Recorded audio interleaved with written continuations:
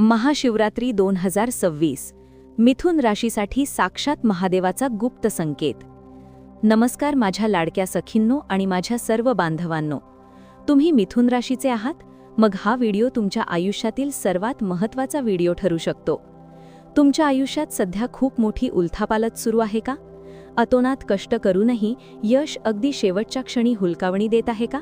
मग थोडा वेळ थांबा, कारण 15 फेब्रुवारी 2026 ची ही महाशिवरात्री तुमच्यासाठी फक्त एक सण नाही, तर तुमच्या नशिबाचं बंद दार उघडणारी एक दैवी गुरुकिल्ली ठरणार आहे।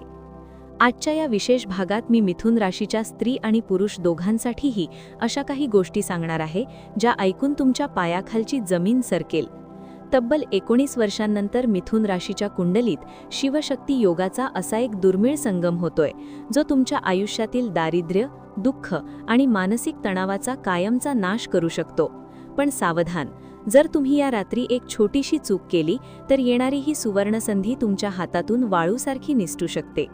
ती चूक कोणती आणि मिथुन राशीच्या लोकांनी नक्की काय करायला हवे हे जाणून घेण्यासाठी हा व्हिडिओ शेवटपर्यंत नक्की पहा, कारण व्हिडिओच्या शेवटी मी एक असा गुप्त मंत्र आणि उपाय सांगणार आहे, जो तुमच्या घराचं नशीब पालटून टाकेल। चला तर मग आधी हे समजून घेऊया की मिथुन रास नक्की आहे तरी कशी। मिथुन रास म्हणजे बुद्धीचा अधिपती बुध स्वामी असलेली रास। तुम्ही लोक दिसायला आकर्षक, बोलण्यात चतुर आणि बुद्धीने अत्यंत तल्लख असता, पण गेल्या काही काळापासून तुमच्या बाबतीत काही विचित्र घडतंय का?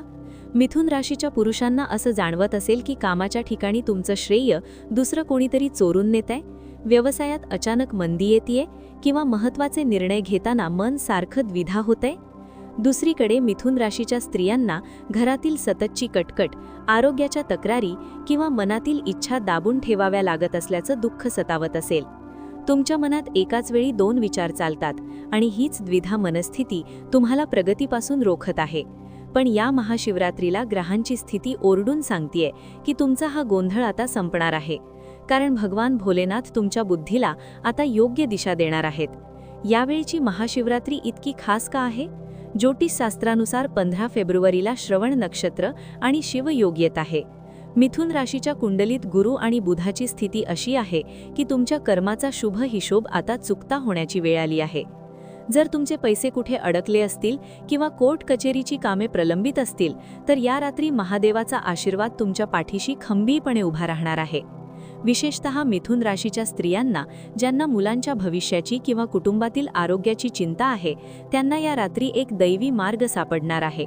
पण हा आशीर्वाद मिळवण्यासाठी तुम्हाला काही विशिष्ट गोष्टी कराव्या लागतील। आता आपण प्रत्यक्ष पूजेबद्दल बोलूया।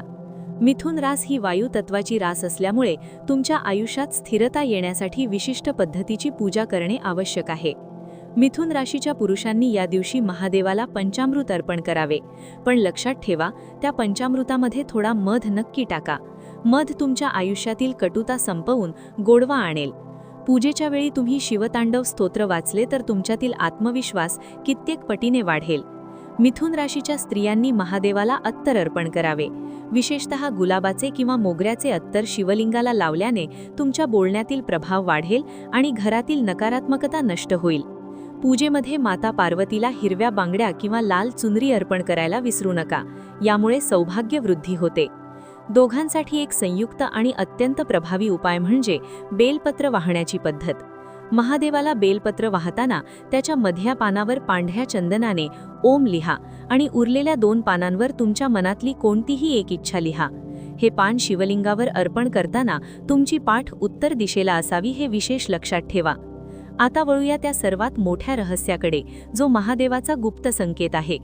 महाशिवरात्रीच्या दिवशी किंवा त्या रात्री स्वप्नात जर तुम्हाला पांढरा नंदी, त्रिशूल किंवा पाण्याचा स्वच्छ प्रवाह दिसला, तर समजून जा की साक्षात महादेवांनी तुमच्या हाकेला साथ दिली आहे। पण त्याचबरोबर एक मोठा इशाराही आहे। या महाशिवरात्रीला तुमच्या घराच्या उंबरठ्यावर येणाऱ्या कोणत्याही व्यक्तीचा, मग तो गरीब असो वा ओळखीचा, अपमान करू नका। मिथुन राशीच्या लोकांसाठी यावर्षी महादेव परीक्षेच्या स्वरूपात येऊ शकतात। तुमचा संयम हीच तुमची खरी भक्ती ठरेल। येणारा काळ तुमच्यासाठी आर्थिक प्रगतीचा असणार आहे।